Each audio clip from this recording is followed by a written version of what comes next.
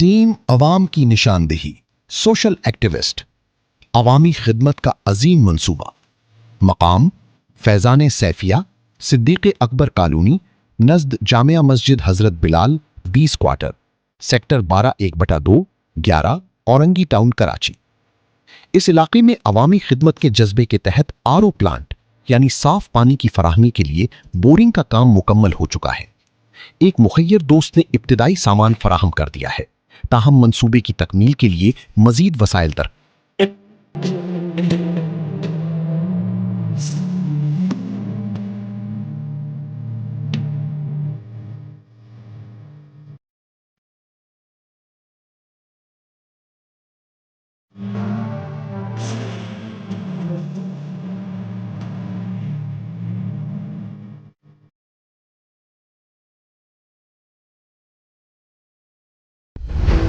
Awam ki Nishandehi, the best news channel.